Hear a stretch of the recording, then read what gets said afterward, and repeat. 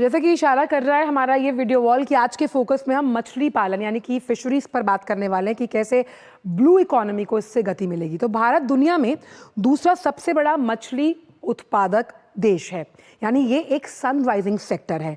अब कैसे सनराइजिंग है? लगभग 30 मिलियन लोग इस मछली उत्पादन को अपने जीवन निर्वहन के लिए इस्तेमाल करते हैं और इस पर सरकार का बहुत बड़ा फोकस है। विभिन्न जो तमाम पहले सरकार द्वारा की गई, अब उससे क्या हुआ कि इस सेक्टर को जो कि अनएक्सप्लोरेबल था उसे बढ़ावा मिला है और लोग इसे परोक्ष रूप से एज अ करियर भी अपने साथ शामिल कर रहे हैं।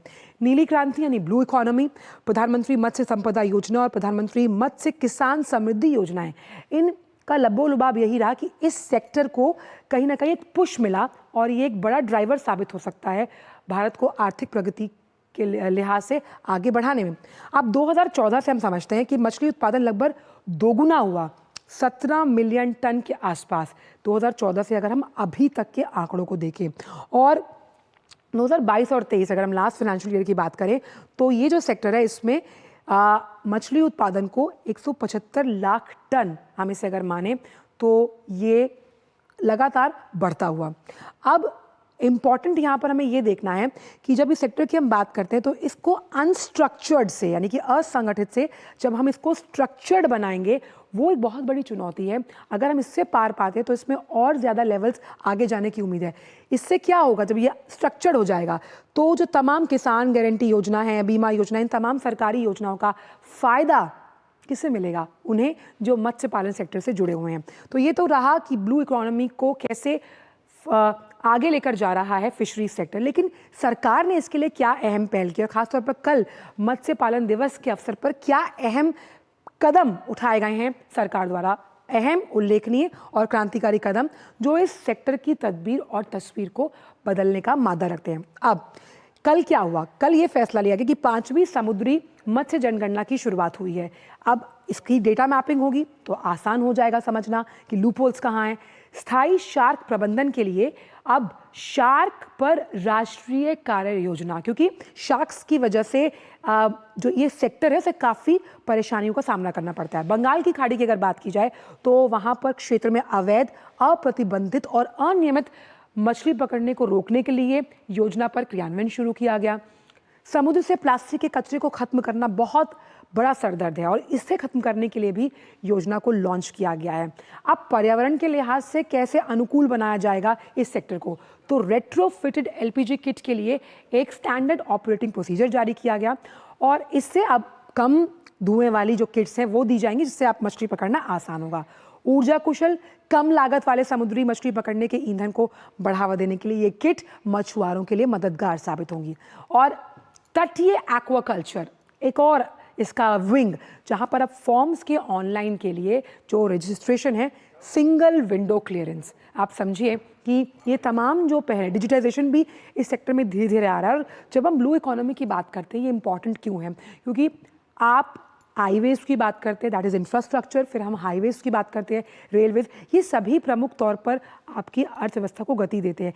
लेकिन जब हम बात करते हैं बंदरगाहों को सपोर्ट करने की, पोर्ट कनेक्टिविटी की, इसमें आता है ये इंपॉर्टेंट सेक्टर जो कई देशों को एक साथ जोड़ता है। अब सुनते हैं कि केंद्रीय मत्स्य पशुपालन और डेयरी मंत्री राजीव रंजन ने मछुआरों और मछली किसानों को भारत को वैश्विक स्तर पर दूसरा सबसे बड़ा मछली उत्पादक बनाने में उनकी भूमिका को लेकर बधाई दी कल, क्योंकि कल मछली पालन दिवस था और इस क्षेत्र में कई चुनौतियां हैं जिनसे निपटने के लिए वैश्विक स्तर पर प्रयास जारी रहेंगे, ऐसा उन्होंने कहा। आइए आपको सुनवाते हैं। फिशिंग सेक्टर के साथ कुछ चैलेंजेस भी हैं, आज भी हैं। आज भी कई इनिशिएटिव्स हम लोगों ने लिए हैं उसको दूर करने के लिए, लेकिन चैलेंजेस हैं। एक चैलेंज जो सबसे बड़ा चैलेंज है कि पूरा फिशिंग सेक्टर, फिश फार्मर्स जो हैं, मछुआरे जो हैं, वो अनऑर्गेनाइज सेक्टर में, और अनऑर्गेनाइज सेक्टर में रहने के कारण जो सरकार की नीतियों का जो लाभ पूरा उनको मिलना चाहिए वो नहीं मिल पा रहा। हम लोग इस दिशा में प्रयास कर रहे हैं।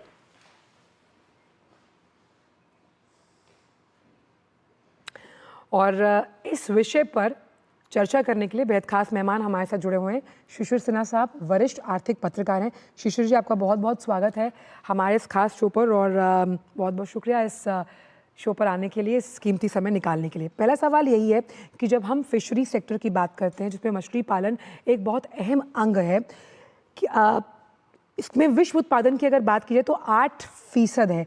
ये जो उल्लेखनीय प्रगति है और जिसे सनराइजिंग सेक्टर का नाम भी दिया गया प्रधानमंत्री द्वारा, कितना अहम आप मानते हैं आर्थिक व्यवस्था को और मजबूत करने के लिए?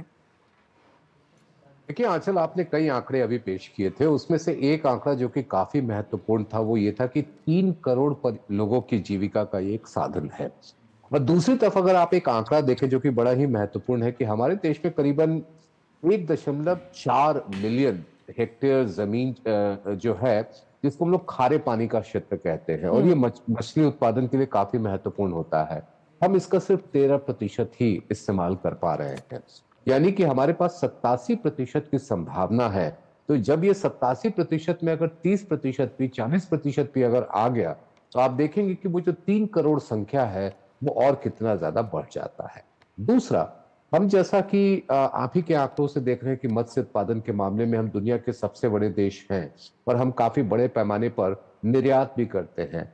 लेकिन ये निर्यात के बढ़ने की संभावना इसलिए भी बढ़ जाती है क्योंकि कई राज्य ऐसे हैं जहां पर जो एक्वाकल्चर का जो जोन है उस पर विकसित करने पे काम चल रहा है। चाहे आप हरियाणा की बात कर लें, पंजाब की बात कर लें, राजस्थान की बात कर लें, उत्तर प्रदेश की बात कर लें। तो देखिए एक और बात महत्वपूर्ण है कि मत्स्य पालन में अमूमन हम लोग समुद्री मत्स्य की ज्यादा चर्चा करते हैं। मीठे पानी के जो है मत्स्य की बात होती है, उसके ऊपर अभी काफी कुछ काम चल रहा है कई राज्यों में, जो कि जहां पर समुद्र आपको देखने को नहीं मिलता। चाहे आप उत्तर प्रदेश की बात करें, राजस्थान की बात करें, पंजाब की बात करें, हरियाणा की बात करें, तो इन जगहों पर किस तरीके से उसको बढ़ावा देना है, ये यदि आपका बढ़ता है तो आप जो ये संख्या अभी बता जी। रही हैं, जो आंकड़े बता रही हैं, उसमें और कई गुना बढ़ोतरी हो सकती है। अच्छा, इस बार के अंतरिम बजट में हमने देखा था शिशिर साहब की ब्लू इकोनॉमी 2.0 की बात वित्त मंत्री साहिबा ने की, जिसमें साफ तौर पर ज़्यादा से ज़्यादा समुद्री तटों से दोहन और अलग अलग चीज़ों का उल्लेख उसमें किया गया। आपको क्या लगता है कि ब्लू इकोनॉमी को और धार देने में ख़ास तौर पर ये सेक्टर किस तरह से आपको अपने आप को स्ट्रक्चर्ड बनाकर मदद कर सकता है? देखिए हमारे देश में कई तरह की रिवॉल्यूशन हुई और ये एक बड़ा एक संयोग है कि हर रिवॉल्यूशन का एक रंग है। चाहे आप व्हाइट रिवॉल्यूशन की बात करें, ग्रीन रिवॉल्यूशन की बात करें, येलो रिवॉल्यूशन की बात करें, और अब हम लोग बात कर रहे हैं ब्लू रिवॉल्यूशन की। तो ये जो ब्लू रिवॉल्यूशन की हम लोग जब चर्चा करते हैं और जब हमने 2047 तक विकसित भारत के लक्ष्य को हासिल करने का लक्ष्य रखा है, ऐसे में ये सभी रंग का एक साथ बनना, एक साथ आगे बढ़ना बहुत ही जरूरी है। और नीली क्रांति में जैसा मैंने आपको बताया कि अभी भी जितना दोहन किया जा सकता है उसका एक बड़ा हिस्सा अभी भी बचा हुआ है। और अगर हम कह रहे हैं कि उसका हम 30% भी, 1/3 भी अगर हम दोहन कर लेते हैं अगले 5 से 10 सालों के भीतर, तो जो ब्लू इकोनॉमी का कंट्रीब्यूशन है, नीली जो अर्थव्यवस्था है, उसकी पूरी अर्थव्यवस्था में जो योगदान है वो काफी ज्यादा बढ़ सकता है। अच्छा, क्योंकि इस पूरे सेक्टर को टिकाऊ, समावेशी, जिम्मेदार और न्याय संगत बनाने के लिए कई पहले की गई हैं, लेकिन इसमें सबसे अहम जो कल हमने सुना, ये जो बहुत बड़ी चुनौती है कि कैसे असंगठित जो इसमें लोग हैं उन्हें संगठित रूप से इस क्षेत्र में शामिल करना। इस चुनौती को किस तरह से पार पा पाएगा ये मंत्रालय? देखिए आज एक अच्छी बात यह हो रही है कि अर्थव्यवस्था में असंगठित क्षेत्र काफी तेजी से संगठित क्षेत्र में बढ़े, क्योंकि उसके कई फायदे होते हैं। जी। जैसे आप एक छोटा सा उदाहरण मैं आपको देता हूं कि अगर आप कोई निर्यात करना चाहते हैं, वहां पर निर्यात के लिए जो आपकी जरूरी कागजात व्यवस्था है वो तभी आपके लिए आसान हो पाएगी जब आप औपचारिक क्षेत्र में आते हैं। तो ऐसे तमाम जो मत्स्य पालन की बात है, जहां पर कई लोगों ने अपने करियर भी बनाए हैं और जो बड़े पैमाने पर एग्जॉटिक फिश जिसको हम लोग कहते हैं, उनका जो है उत्पादन करने में लगे हैं, उनके जन्म को बढ़ावा देने में लगे हैं, वहां पर वो लोग काफी बड़े पैमाने पर आ रहे हैं। और इसमें स्टार्टअप की भी बड़ी भूमिका है। कई स्टार्टअप्स हैं जिनको खास तौर पे मैं दक्षिण भारत की बात करूं, वहां पर कई स्टार्टअप्स हैं जो कि एक्वा कल्चर में काफी काम कर रहे हैं। तो मुझे लगता है कि औपचारिकरण इस क्षेत्र की सबसे बड़ी जरूरत है, क्योंकि इसके जो लोग हैं, जो छोटे छोटे, आप जिसे कह सकते हैं, आप इसे आप कृषक भी कह सकते हैं क्योंकि ये भी किसान की तरह ही काम करते हैं, उनके लिए औपचारिक व्यवस्था में आने पर उनको अपनी आय बढ़ाने में मदद मिलेगी। साथ ही क्योंकि आपने एक्वाकल्चर का जिक्र किया और हमने अपने ग्राफिक्स में भी बताया कि एक्वाकल्चर फॉर्म्स के लिए अब सिंगल विंडो क्लियरेंस है, आप एक ही रजिस्टर्ड पोर्टल पर इसको सबमिट कर सकते हैं। किस तरह से डिजिटाइजेशन जो है वो भी इस सेक्टर का अहम अंग बनकर एक उल्लेखनीय प्रगति के साथ इस सेक्टर को और आगे लेकर जाएगा? देखिए आंचल, आज के दिन में हम सभी कहते हैं कि हमें कारोबार करना है, तो कारोबार की व्यवस्था सुगमता कितनी होनी चाहिए।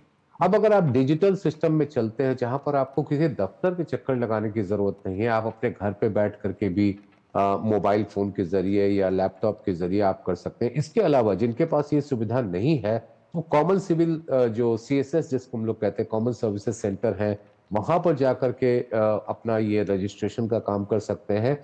तो डिजिटलाइजेशन ने लोगों को औपचारिकरण की ओर बढ़ाने में काफी मदद की है। ये हमने अलग क्षेत्रों में भी देखा है जी, और अब हमें उम्मीद है कि एक्वाकल्चर या ब्लू इकोनॉमी में ये काफी मददगार साबित होगा।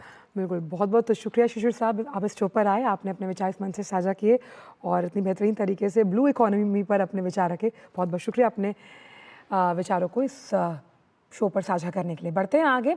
अडानी ग्रुप ने अपने ऊपर लगे तमाम जो आरोप हैं उन्हें